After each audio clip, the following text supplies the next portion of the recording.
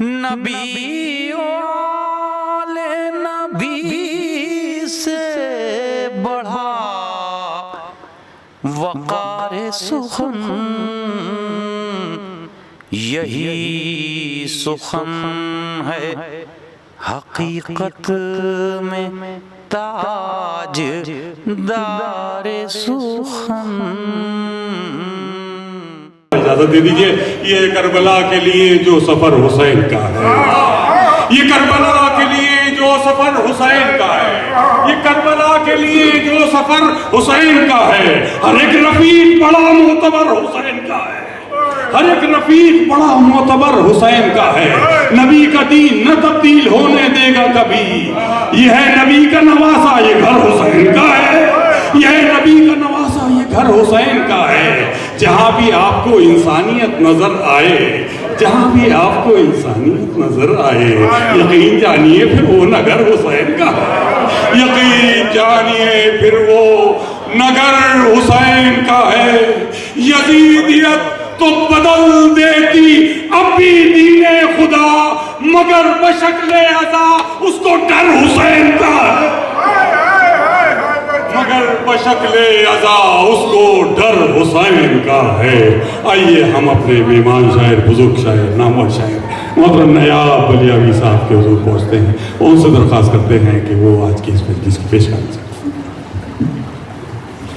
حضرت زمانے وقت میں گنجائش نہیں ہے، چونکہ غازی کے حوالے سے بہت سارے اشعار سنائے گئے، میں بھی چاہتا ہوں کہ چند اشعار پیش کر دوں، صرف ایک شعر کے لیے 2-3 شعر ملازمہ جلدی جلدی پڑھتا ہوں۔ دنیا میں جو خود آگ لگانے میں لگے ہیں، دنیا میں جو خود آگ لگانے میں لگے، دنیا میں جو خود آگ لگانے میں لگے ہیں، وہ اپنے یہاں آگ بجھانے میں لگے ہیں، وہ اپنے یہاں آگ بجھانے میں لگے ہیں۔ انگاروں کو ماتم سے جو گلزار بنائے، انگاروں کو ماتم سے جو گلزار بنائے، اس قوم کو شعلوں سے ڈرانے میں لگے ہیں، اس قوم کو انگاروں کو ماتم سے جو گلزار بنائے، اس قوم کو شعلوں سے ڈرانے میں لگے ہیں۔ اس سلسلے کا تمہید کا آخری شعر، وہ ہم کو اس قوم کو شعلوں سے ڈرانے میں لگے ہیں، افواہ سے وہ جن کو چھپانے میں لگے ہیں، بے خوف وہ نماز پڑھانے میں لگے، بے خوف وہ نماز پڑھانے، افواہ سے وہ جن کو چھپانے میں لگے ہیں، بے خوف وہ نماز۔ اپنے وجود پہ ناز کریے ملاؤ بھائی۔ وہ ہم کو قیامت سے ڈرانے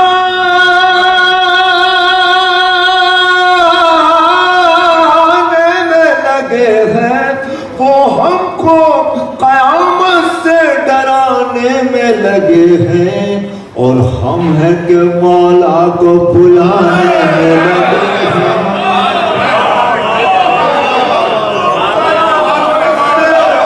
ڈرانے میں لگے ہیں، اور ہم ہیں کہ مولا کو بلانے میں لگے ہیں۔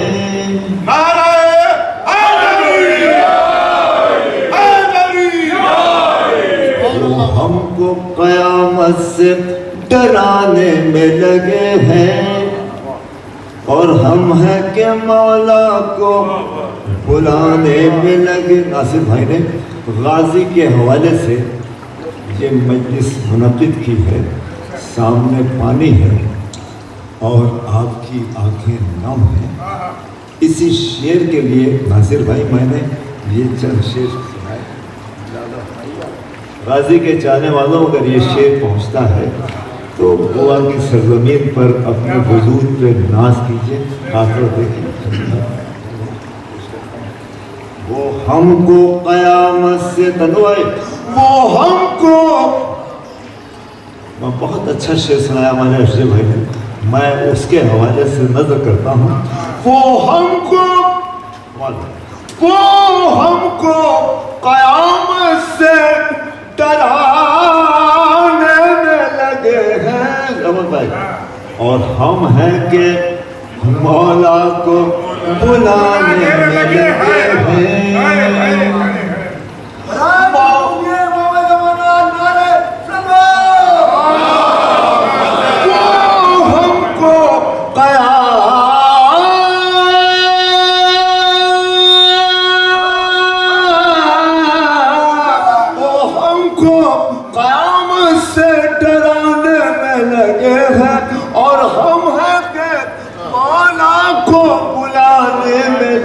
ہیں.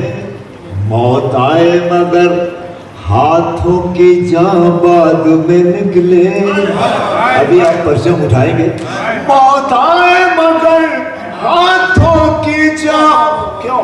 موت آئے مگر ہاتھوں کی جاں بعد میں نکلے. پھر میں چاہ پڑھتا ہوں. موت آئے مگر ہاتھوں کی جاں بعد میں نکلے. کیوں؟ ہم پرچم عباس اٹھانے میں لگے ہیں. موت آئے مگر ہاتھوں کی جاں بعد میں نکلے. ہم پرچم عباس.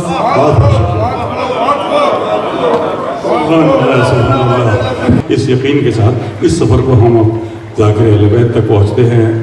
عجیب بھائی سے کہوں گا کہ میں اگر کسی بچے سے کہیں کہ وہ ہمارے لیے ذاکر اہل بیت کے لیے یہاں کرسی کا اہتمام ممبر کا اہتمام کر دیں گے. اور میں یہ بھی بتاتا چلوں آپ کو کہ دیکھیے کربلائے معلیٰ میں جب اربعین کے موقع پہ جاتے ہیں تو ہم تمام لوگ عبادت میں مصروف ہوتے ہیں. اس دوران یہ سلسلہ رہتا ہے کہ تبرکات کا سلسلہ جاری رہتا ہے. راستے میں ہر جگہ جگہ یہاں میری نظروں کے سامنے جتنے بھی مومنین ہیں میں نہیں سمجھتا اس میں کوئی شخص ایسا ہے جو ابھی تک کربلا نہیں گیا ہے. اگر ہے تو اسے بھی مولا ضرور بلائے. تو تبرک کا سلسلہ جاری رہتا ہے. اور وہ اس سے یہ بھی ہوتا ہے کہ آج بھی ہمارے کچھ بزرگ ایسے ہیں جو شوگر پیشنٹ ہیں یا اس طرح کی کچھ کمی ہے. تو ناصر بھائی نے اس بات کا خیال رکھا کہ وہ تبرک کا سلسلہ مجلس کے دوران آپ کچھ لوگ دیکھ رہے ہوں گے ہمارے براہ راست چینل پر کہ یہ جو بیچ میں تبرک آیا اس کی وجہ یہی ہے کہ ذکر مولا میں بھی شریک رہے اور تبرک کے ذریعے جو اپنی جسمانی جو ایک ہمارے لیے ایک بیماری کی شوگر والے ہیں بیچارے ضرورت پڑ جاتی ہے تو وہ طاقت بھی ملتی رہے تاکہ ہم پوری توانائی کے ساتھ ذکر مولا کرتے رہیں. یہ بہت ادب اور احترام کے ساتھ عالمی شہرت یافتہ ذاکر اہل بیت محترم ڈاکٹر حسن کملی صاحب کے حضور پہنچتے ہیں. آپ سب حضرات سے گزارش ہے بلند آواز میں نعرہ صلوات پڑھ دیجئے. اللہم صلی علی محمد و علی محمد. فضائل اہل بیت مصائب اہل بیت آپ سماعت فرمائیں گے. ایک بات ضرور کہتا چلوں کہ دیکھیے مولا عباس کا علم برآمد ہوگا مجلس کے آخر میں اور ہر شخص جذباتی طور پر اس وقت ایسا جی چاہتا ہے اس کا کہ میں جلدی سے جلدی علم کی زیارت کر لوں. لیکن اس وقت چاروں طرف ہمیں پانی دکھائی دے رہا ہے اور یہ جو سوئمنگ پول ہے تھوڑا سا ہم اپنے ماں بہنیں جو پیچھے دور بیٹھی ہیں ان سے بھی کہیں گے کہ تھوڑا سا فاصلہ بنائے رکھیں اور اپنے تمام مومنین سے بھی کہیں گے کہ دیکھیں آپ یقین جانیے وہ علم جو برآمد ہوگا وہ چاروں طرف گشت کرے گا اور آپ تک بھی پہنچے گا. آپ اسے باقاعدہ مس کر کے بھی زیارت کریں گے.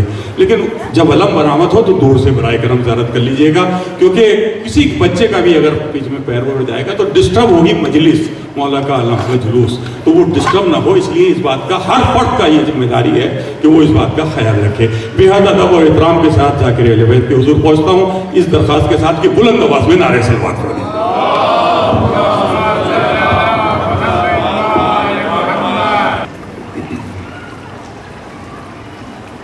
فاتحہ و نظر شوق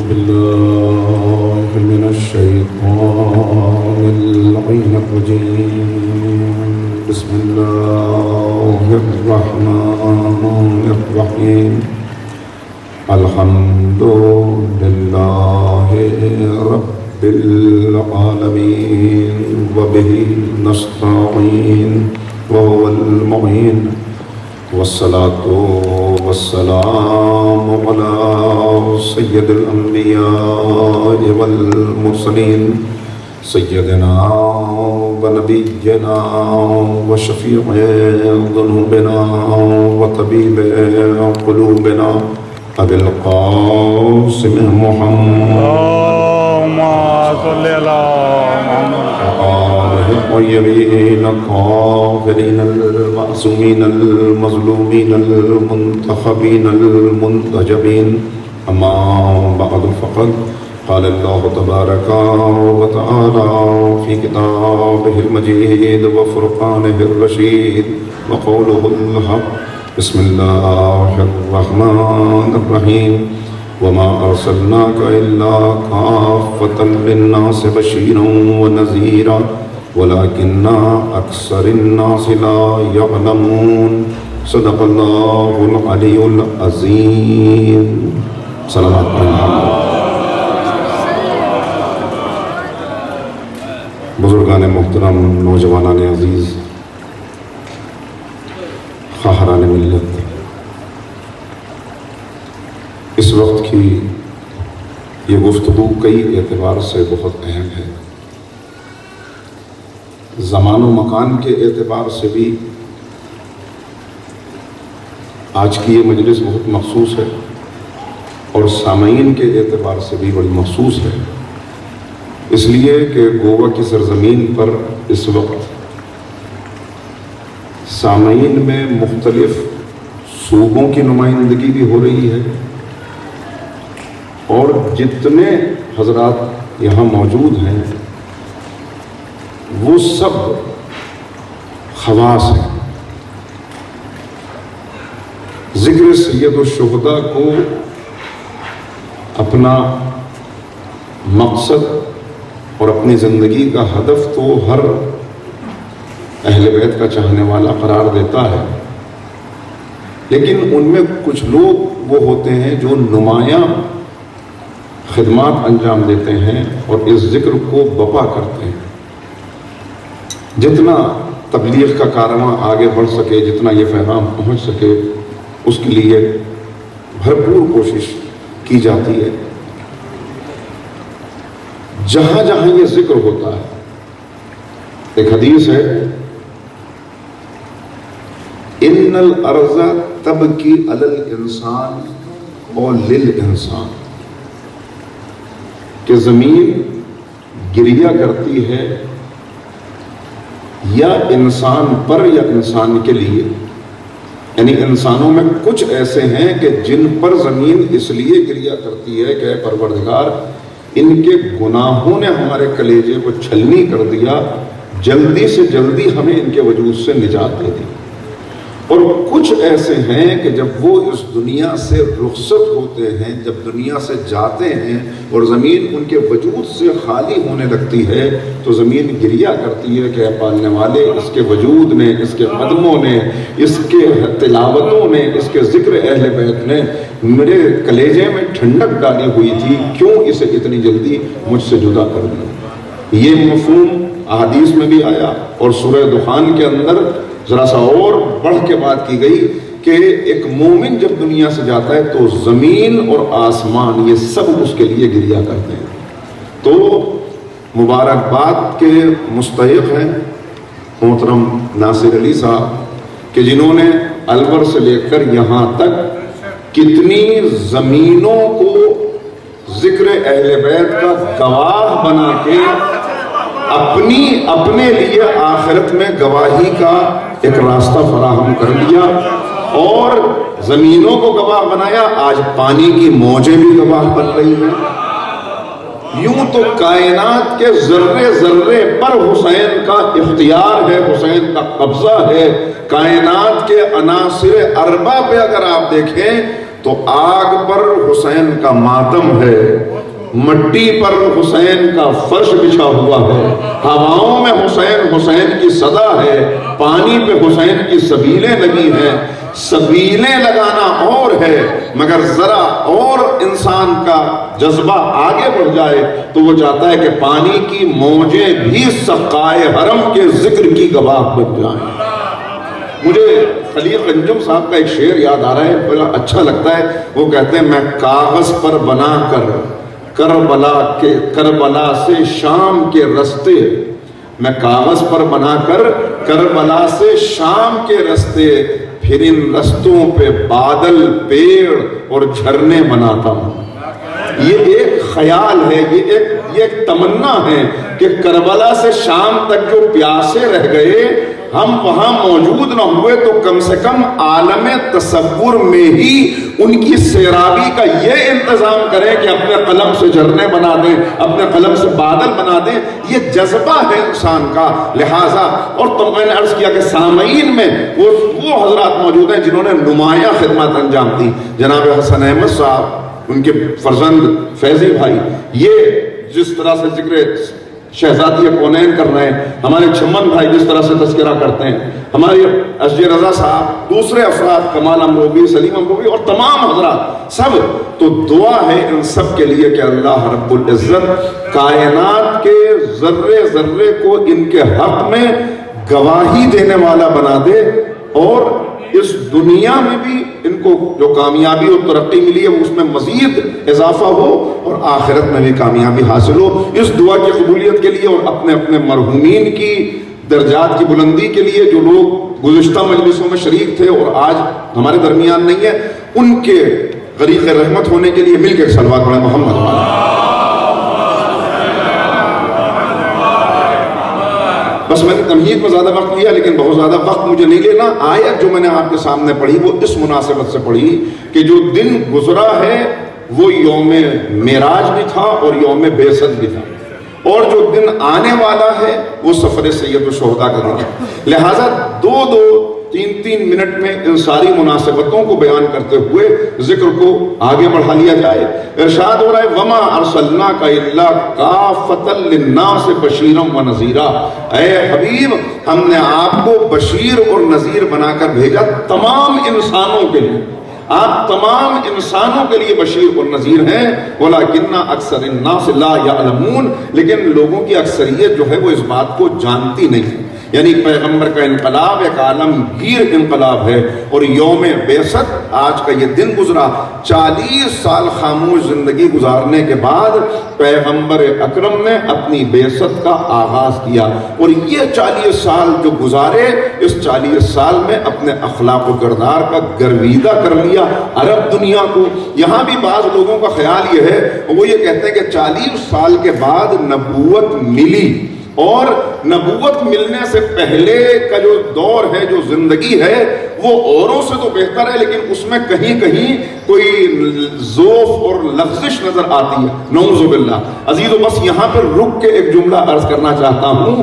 پیغمبر کی اگر حدیث کو سامنے رکھا جائے، حدیث قدسی جو نبی کریم نے بیان کی وہ، اور پیغمبر کی دوسری احادیث، تو ارشاد کیا ہو رہا ہے؟ کنت نبیا وآدم بین الماء والطین، میں اس وقت بھی نبی تھا جب آدم آب و گل کے درمیان تھے، جب آدم خاک و روح کے درمیان تھے، اس وقت بھی میں نبی تھا۔ تو اب ایک جملہ کہہ کے آگے بڑھنا چاہ رہا ہوں کہ یہ نہ سمجھیے گا کہ 40 سال کے بعد نبی بنے، اس لیے کہ یہ حدیث گواہی دے رہی ہے کہ اللہ نے بشر کو نبی نہیں بنایا، نبی کو بشر بنا کے بھیجا۔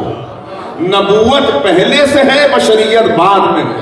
یہاں آ کے جنہیں عہدہ ملے وہ اور ہوتے ہیں، جو وہاں سے منصب لے کے آئیں وہ اور ہوتے ہیں۔ لہٰذا کار تبلیغ کا آغاز کیا، اور کس انداز سے کیا انقلاب کی خصوصیات ہیں، ظاہر ہے کہ اتنا وقت تو نہیں کہ اس پہ بات ہو سکے، مگر اتنا عرض کروں کہ پیغمبر کے انقلاب کی خصوصیات کو غیروں نے بھی بیان کیا، اور ڈاکٹر مائیکل ہارٹ کو لکھنا پڑا کہ انسانیت کی فلاح کے لیے، انسانیت کی بہبود کے لیے بہت سے افراد آئے دنیا میں جنہوں نے بڑے بڑے خطبے دیے, جنہوں نے بڑی اچھی گفتگو کی, جنہوں نے لوگوں کو دعوت دی, لیکن جب وہ 100 لوگوں کو تمام انسانیت سے منتخب کرتا ہے اور سب سے با اثر 100 لوگوں کی فہرست تیار کر کے اس کی کتاب منظر عام پہ آتی ہے, تو سر فہرست حضور سرور کائنات حضرت محمد مصطفیٰ صلی اللہ علیہ وآلہ وسلم کا نام نامی اس میں گرامی رکھتا ہے.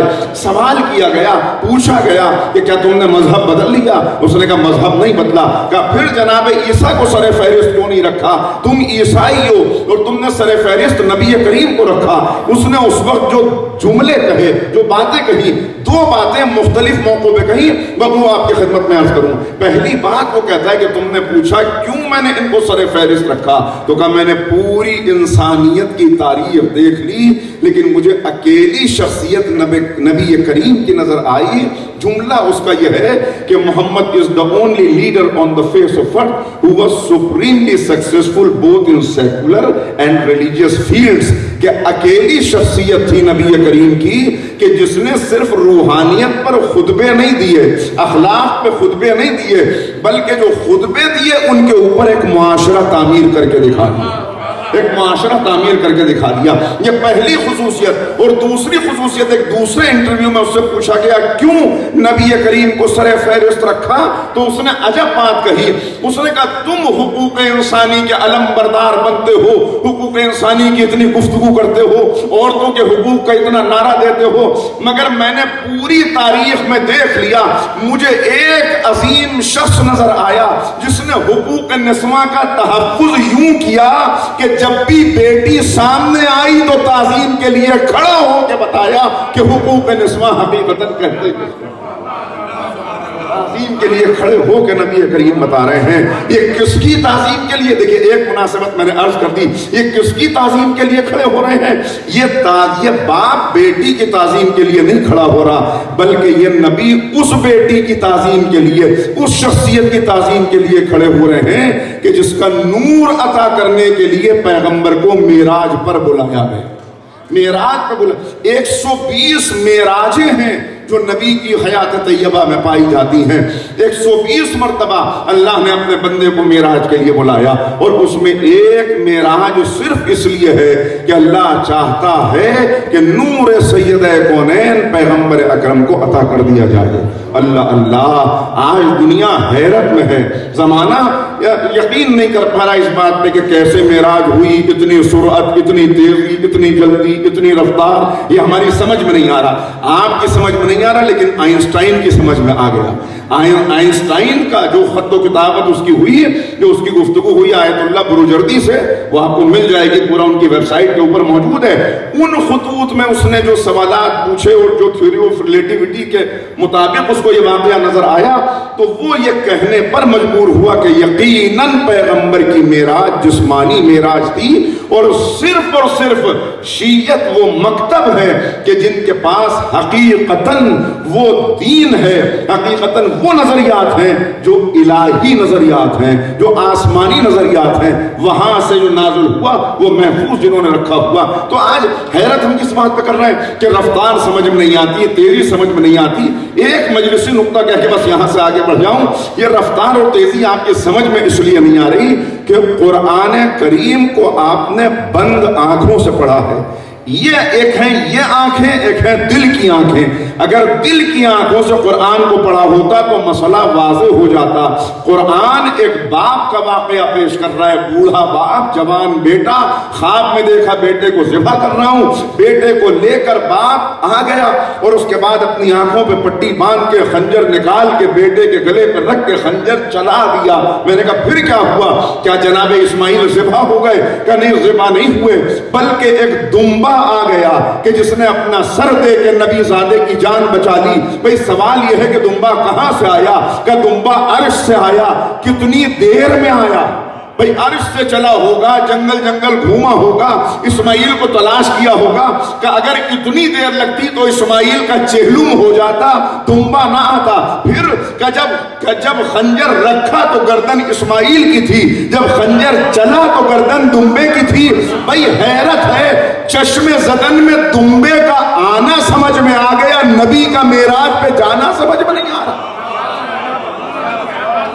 لہذا بعثت بھی ہے، معراج بھی ہے، یہ خوشی کے لمحات ہیں جو گزر چکے ہیں، اور سلام کیجئے اس نبی پر کہ جو معراج پہ گیا اور جب وہاں سے پلٹ کے آیا تو اپنے لیے کچھ نہیں مانگا تو ہمارے لیے مانگا، وہاں سے بھی ہمارے لیے تحفہ لایا، دین کے تحفظ کے لیے کوثر قرآنی کی صورت میں حضرت فاطمہ زہرا کا تحفہ دنیا کو ملا، اور 25 تحفے، میرے پاس وقت کم ہے اس لیے جلدی باتوں کو، 25 تحفے پیغمبر اکرم خصوصی طور پہ امت کے لیے لائے۔ کیا تھا سفر معراج؟ جب کوئی سفر سے پلٹتا ہے تحفے لاتا ہے، مگر کیسے تحفے؟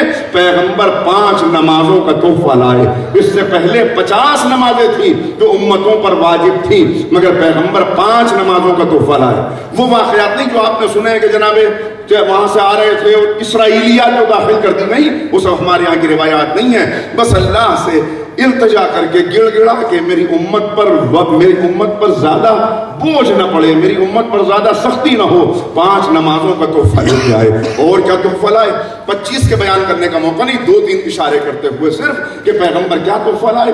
اس سے پہلے کی امتوں میں جب کوئی گناہ کرتا تھا تو لکھ جاتا تھا گھر کی چوکھٹ پر کہ اس نے کیا گناہ کیا۔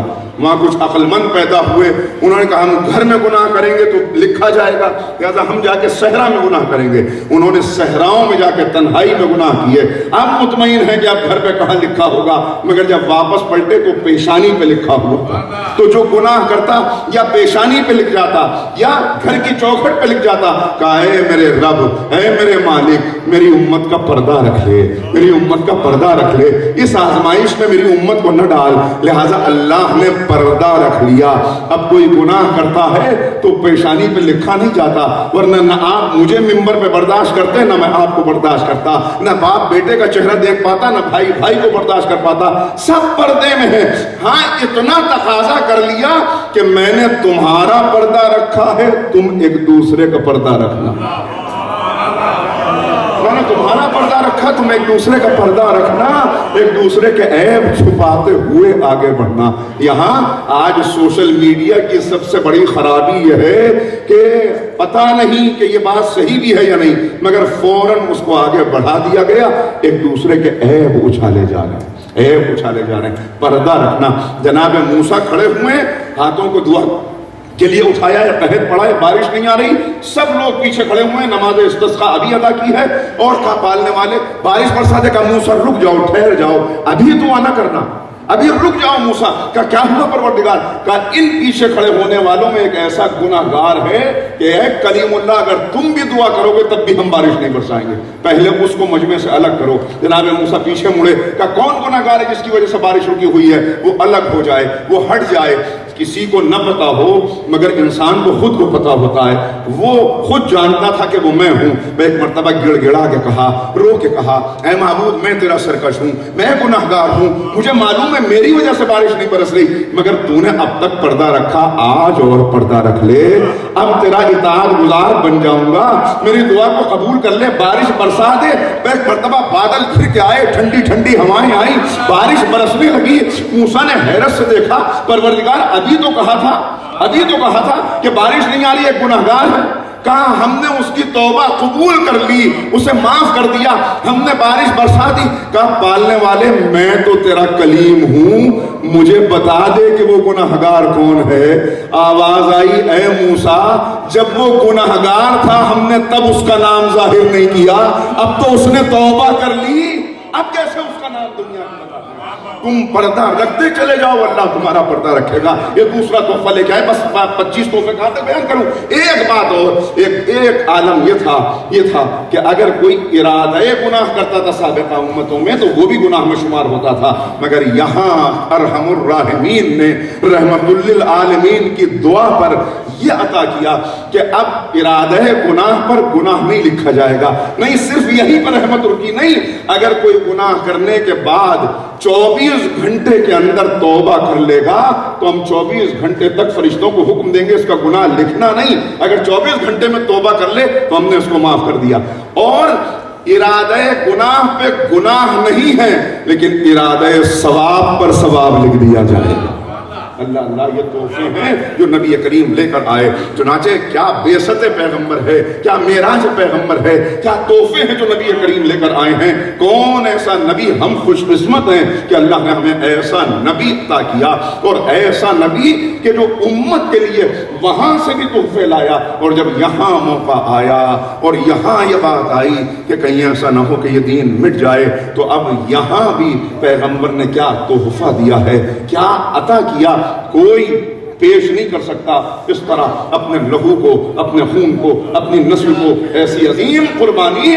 ابی بن کعب راوی ہیں, بڑی شخصیت ہیں صحابہ میں. وہ کہتے ہیں میں پیغمبر کی بس میں بیٹھا ہوا تھا کہ اتنے میں چھوٹا شہزادہ آیا. پیغمبر مسکرائے, کھڑے ہوئے, گلے سے لگایا, اپنے زانوں پہ بٹھایا, اور اس کے بعد عجب جملہ کہا, مرحبا بک یا زین السماوات والارض. میرے لال آ, اے آسمان و زمین کی زینت, آ میرے کلیجے سے لگ جا, آ میری گود میں بیٹھ جا. ایک مرتبہ ابی بن کعب کہتے ہیں مجھے حیرت ہو گئی, اور میں نے کہا یا رسول اللہ, یہ لقب تو ہم آپ کا سمجھتے تھے, زین السماوات والارض, آپ نے ان کو زین السماوات والارض کہا تمہیں خبر ہی نہیں کہ میرا حسین کیا ہے, تمہیں معلوم. اور اس کے بعد عجب جملہ کہا میرے حسین کی معرفت زمین والوں کو کہاں ہے, عرش والے جانتے ہیں کہ حسین کہاں. اور پھر کہا, پھر معراج کی بات آئی, پھر کہا کہ سنو, جب میں معراج کے سفر پہ گیا تو میں نے جنت کے دروازے پر لکھا ہوا دیکھا. میں نے نہیں لکھا, میں جب معراج پہ گیا تو میں نے لکھا ہوا دیکھا. کیا لکھا ہوا دیکھا, ان الحسین مصباح الہدی و سفینۃ النجاۃ. حسین ہے جو چراغ ہدایت ہے, سفینہ نجات ہے. آج ساری امت کا ہر انسان دن میں 5 مرتبہ کم سے کم ہاتھوں کو اٹھا کر دن میں 5 مرتبہ مصلی پر آ کر 17 مرتبہ یہ جملے دہراتا ہے, اور یہ کہتا ہے کہ اے پالنے والے, اے پالنے والے, اہدنا الصراط المستقیم, اہدنا الصراط المستقیم, مجھے صراط مستقیم عطا کر. اس لیے کہ دنیا میں صراط مستقیم مل گئی تو آخرت میں نجات مل جائے گی. لاکھوں سلام رسول اللہ پر کہ حسین کا تعارف کر کے بتا دیا. اگر دنیا میں ہدایت چاہیے تب بھی حسین تک آنا پڑے گا, اگر آخرت میں نجات چاہیے تب بھی حسین تک آنا پڑے گا. حسین سفینہ نجات ہیں, حسین سرمایہ دین ہیں, حسین ظرف دین ہیں, حسین اصل دین ہیں, حسین کل دین ہیں, حسین حقیقت دین ہیں. کیا کہنے, کہاں سے دنیا لفظیں لا سکتی ہے, کون سمجھ سکتا ہے. کیوں, اس لیے کہ حسین ہے تو نبوت ہے, حسین ہے تو شریعت ہے, حسین ہے تو توحید ہے. جو اپنے ہاتھوں کو اٹھائے رب کی بارگاہ میں کھڑا تھا, وہ کہہ رہا تھا اے میرے معبود, اے میرے اللہ, کیا نسخہ ہے جو آقا نے دیا ہے, کیا بات ہے جو آقا نے کہی ہے. اے میرے معبود, جس نے تجھے پا لیا اس نے کھویا کیا, جس نے تجھے کھو دیا اس نے پایا کیا. تخت و تاج مل جائے اور تو نہ ملے تو خسارہ ہے, حکومت مل جائے اور تو نہ ملے تو خسارہ ہے, اور کچھ نہ ملے, قید و بند ملے, گمنامی ملے, تنہائی ملے, مگر تو مل جائے تو اس سے زیادہ امیر کون ہے, اس سے زیادہ سرمایہ دار کون ہے. میں اس سب پورے مجمع کی طرف سے, ان تمام سامعین کی طرف سے, اپنی بہنوں کی, اپنے بھائیوں کی, سب کی طرف سے مل کے آقا کی خدمت میں آج کی اس تاریخی مجلس میں یہ جملہ کہنا چاہتا ہوں. آقا ہم سب آپ کو خراج عقیدت پیش کرنے کے لیے آئے ہیں. آقا خراج عقیدت کیسے پیش کریں, ہمارے پاس تو لفظیں نہیں ہیں. مولا آپ کی لفظیں آپ سے ادھار لے کر میں ان سب کی طرف سے آپ کی خدمت میں پہنچتا ہوں. آپ نے خدا کے لیے کہا کہ جسے تو مل گیا اس نے کھویا کیا. حسین ہم آپ کے لیے کہتے ہیں, اے حسین جسے تو مل گیا اس نے کھویا کیا, جس نے تجھے کھو دیا اس نے پایا. حسین جسے تو مل گیا اس نے کھویا کیا, جس نے تجھے کھو دیا اس نے پایا.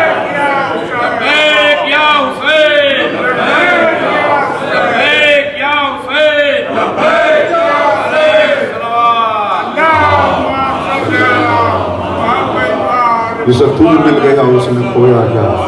اے وارث انبیاء, اے وارث رسول اللہ, اے وارث قرآن, کہاں سے دنیا لفظیں لائے گی. ابھی شعور کو رزق مل رہا ہے, یہ رزق مل جائے تو دنیا پہچانے کے حسین کیا ہے. ابھی زمانہ سمجھتا کہاں ہے, بڑی باتیں ہوتی ہیں, بس ختم ہو گئی گفتگو, بڑی باتیں ہوتی ہیں. تو بعض لوگ کہتے ہیں بڑے ہمدردانہ لہجے میں کہ یہ تو سب ٹھیک ہے کہ آقا نے عظیم قربانی دی، لیکن ذرا سا اگر غور کر لیتے، گھر سے نکلے، وطن چھوڑا، جنگل میں آئے، سب کی شہادتیں ہو گئیں، سب کا خون کربلا کی خاک میں مل گیا، اگر ذرا سا، نعوذ باللہ میں نقل کر رہا ہوں کہ اگر ذرا سا اور سیاسی شعور بالغ ہوتا، نعوذ باللہ اور زیادہ ذرا کام لیتے تو پھر بچا سکتے تھے، مگر ملا کیا حسین کو؟ سب کا خون تو خاک میں مل گیا، حسین کو ملا کیا؟ اکبر کا لہو خاک میں مل گیا، اصغر کا لہو۔ میں نے ختم کر دی گفتگو، میں ایک سوال کر کے آپ سے آگے بڑھتا ہوں، مجھے ایک بات بتائیے، ایک مثال دوں تاکہ بات واضح ہو۔ عزیزوں، ہم نے دیکھا ایک کسان ہے جو کھیت میں کام کر رہا ہے، بڑی محنت کی، پسینے کے قطروں کو خاک میں ملا دیا، پانی کی نہر کاٹ کے لایا، خاک میں ملا دیا، بازار سے بیج لے کے آیا، خاک میں ملا دیا، قرضہ لے کے کھاد خریدا، خاک میں ملا دیا۔ جب سب کچھ خاک میں ملا کے باہر نکلا، میں نے کہا ہے میرے نادان دوست، یہ تم نے کیا کیا؟ تم نے سب کچھ خاک میں ملا دیا۔ اس نے مسکرا کے کہا کہ آپ کو پتہ ہی نہیں کہ کاشتکاری کے اصول کیا ہیں۔ بھائی میں نے کچھ بھی خاک میں نہیں ملایا، مگر ابھی آپ کو پتہ نہیں چلے گا، 6 مہینے کے بعد یہاں آئیے گا، جب لہلہاتی ہوئی فصلیں دیکھیں گے تب پتہ چلے گا میں نے کچھ بھی خاک میں نہیں ملایا۔ عزیزوں، صرف کربلا پہ نظر نہ رکھیے، کربلا کے 1400 سال کے بعد آج گوا کی اس سرزمین پر آسمان و زمین کو گواہ بنا کے دیکھیے، حسین نے بظاہر سب کا لہو خاک میں ملایا مگر کچھ خاک میں نہیں ملایا۔ حسین نے لہو بویا ہے تو شریعت پر بہار آئی ہے۔ یہ توحید کے غنچے، یہ تکبیر کی صدائیں، یہ گواہ ہیں کہ حسین نے پاکیزہ خون بھی تو اتنا پاکیزہ ہو، خون بھی تو اتنا پاکیزہ ہو کہ جس خاک پر گر جائے اسے خاک شفا بنا، خون بھی تو اتنا پاکیزہ ہو۔ کیا کہنے، کیا قربانی ہے، عظیم قربانی۔ اللہ سب کی حاضری کو قبول فرمائے اور اس ذکر کے صدقے میں تمام حاضرین کو واقعاً، میں بس مصائب شروع کر رہا ہوں، چند جملے مصائب کے پڑھوں گا اس لیے کہ زیادہ موقع نہیں، مگر اتنی درخواست کے ساتھ کہ آپ جہاں جہاں بیٹھے ہوئے ہیں اگر ممکن ہو تو اپنے جوتے اتار لیجئے، اس لیے کہ یہ عظیم ذکر اس کا اب وہ ذکر مصائب ہو رہا ہے کہ جس میں روایات یہ بتاتی ہیں کہ معصومین وہاں بیٹھتے ہیں کہ جہاں عزاداروں کی نالیں رکھی ہوئی ہیں۔ کیا ہے، کیا قربانی ہے؟ یہ قربانی صرف حسین کی قربانی نہیں، بلکہ میں نے عرض کیا رسول اللہ سے لے کر امام زمانہ تک یہ سب کی قربانی ہے جسے کربلا کہتے ہیں۔ ورنہ کیا یہ اچانک ہونے والا کوئی حادثہ نہیں، پیغمبر اپنی بیٹی کی قیادت کے لیے آئے ہیں، امام حسین کی ولادت ہونے والی ہے، اور اس وقت پیغمبر آ کے کہتے ہیں بیٹی کیسی طبیعت ہے؟ کہا بابا میں اچھی ہوں۔ جب جانے لگتے ہیں کہا بابا ذرا رک جائیے، بابا یہ جو بچہ میرے پیٹ میں ہے یہ مجھ سے کچھ گفتگو کرتا ہے، میرے بطن کا بچہ مجھ سے کچھ گفتگو کرتا ہے، بابا یہ مجھ سے کچھ سوال کرتا ہے، میں چاہتی ہوں آپ جواب بتا دیجئے۔ شہزادی کو معلوم ہے مگر چاہتی ہے تاریخ میں یہ بات ضبط تحریر میں آ جائے۔ کہا بیٹی کیا کہتا ہے؟ کہا بابا مجھے ایسا لگتا ہے یہ بچہ کہتا ہو اماں میں بڑا پیاسا ہوں، اماں میں بڑا پیاسا ہوں۔ کہا بیٹی یہ سچ ہے، اس لیے کہ اسے دریا کے کنارے پیاسا سے بھر دیا جائے۔ تڑپ گئی شہزادی۔ کہا بابا بچہ اور بھی کچھ کہتا ہے، بیٹی کیا کہتا ہے؟ کہا بابا یہ بچہ کہتا ہے اماں میں غریب الوطن ہوں۔ اے اپنے وطن سے دور بیٹھ کر ذکر حسین سننے والوں، کیا ہے غریب الوطنی؟ کیا ہے غریب الوطنی؟ یہ کوئی فاطمہ کے لال سے پوچھے کہ بیٹی سچ ہے نانا کا وطن چھڑا دیا جائے گا مدینے سے بہت دور؟ کہ بابا بس میں نے مختصر کیا، بابا اور بھی کوئی بچہ کہتا ہے، بیٹی کیا کہتا ہے؟ کہ بابا یہ بچہ کہتا ہے اماں میں ٹکڑے ٹکڑے۔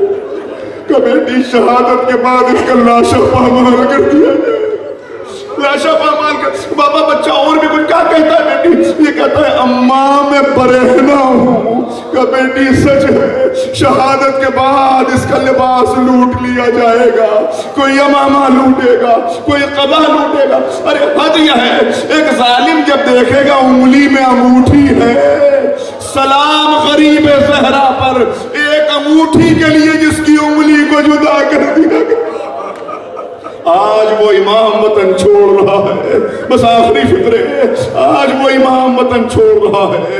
نانا کے روزے پہ آئے، نانا آپ کو جس کی آنکھ کا آنسو برداشت نہ تھا وہ اپنے خون میں نہانے کے لیے جا رہا ہے۔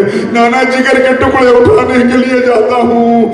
آواز آئی ہوگی جاؤ میرے حسین، حسین میری دعائیں ساتھ ہیں۔ پھر اماں کی قبر میں نے چھوڑ دیا سب، مگر اتنا کہ لکھا جب نانا کے روزے پہ آئے تو سمل سمل کے قدم رکھا، جب بھائی کی قبر پہ آئے تو سمل سمل کے قدم رکھا، مگر جب اماں کی قبر پہ آئے تو یوں دوڑے جیسے چھوٹا سا بچہ ماں کے دامن میں پناہ لینے کے۔ اماں تمہاری قبر چھڑائی جا رہی ہے، اماں تمہارا حسین جا رہا ہے۔ میر علی اس نے نقشہ کھینچا کہ قبر سے آواز آئی، اچھا میرے لال جاؤ خدا حافظ، مگر جاتے جاتے شہزادی نے پکار کے کہا اے میرے لال ذرا میرے عباس کو بھیج دو۔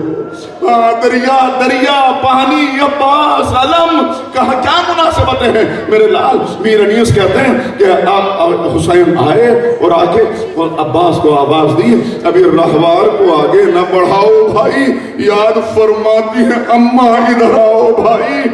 آگے عباس نے سر رکھ دیا پائی نے مزار، آئی زہرا کی صدا میں تیری غربت کے نثار، اپنے پیاروں کے برابر میں تجھے کرتی ہوں پیار، دھیان بھائی کی حفاظت کا رہے اے دلدار، کوئی غربت میں اسے مار نہ ڈالے بیٹا، میرا شبیر ہے اب تیرے حوالے۔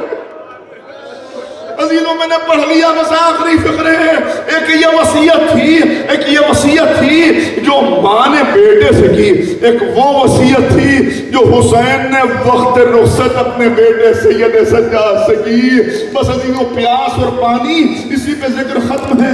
کیا کہا وصیت کرتے ہوئے کہنے لگے اے میرے لال، اے میرے فرزند، اپنے بابا کی پیاس کو یاد رکھنا، اپنے بابا کی پیاس کو یاد رکھ، کرنا نہ فراموش میری تشنہ دہانی، کرنا نہ فراموش میری تشنہ دہانی، 24 پہر ہو گئے پایا نہیں پانی دے میرے بعد جو یہ ظلم کے بانی، جب پانی دے تو کیا کرنا، پانی دے میرے بعد جو یہ ظلم کے بانی، تم فاتحہ بابا کا دلا دیجیو بیٹا، تھوڑا سا سکینہ کو پلا دیجیو بیٹا۔ لیجیے عباس کا ذکر بھی ہو گیا، سکینہ کا ذکر بھی ہو گیا۔ آخری فکر ہے یہ قافلہ تھا جو مدینے سے روانہ ہو رہا تھا، کیا عالم تھا، کیا سواریاں تھی، مگر پھر 11 محرم تھی، قافلہ کیسے چل رہا تھا کہ ایک بی بی دریا کا رخ کرے کہہ رہی تھی عباس میں نے سب کو سوار کرا دیا، اب مجھے سوار کرانے آ جاؤ، اے میرے شیر آ جاؤ۔ اور پھر یہی قافلہ تھا جب واپس آیا تو فضا میں 2 سزائیں تھیں، 2 بیویاں ایک دوسرے کے قریب آ رہی تھیں، پہچانتے ہیں کون ہیں؟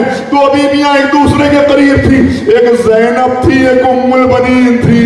زینب ام البنین کی زبان پہ تھا واہ حسینہ واہ حسینہ واہ حسینہ، اور زینب کی زبان پہ تھا واہ عباسہ واہ عباسہ، اماں میرا عباس مارا گیا۔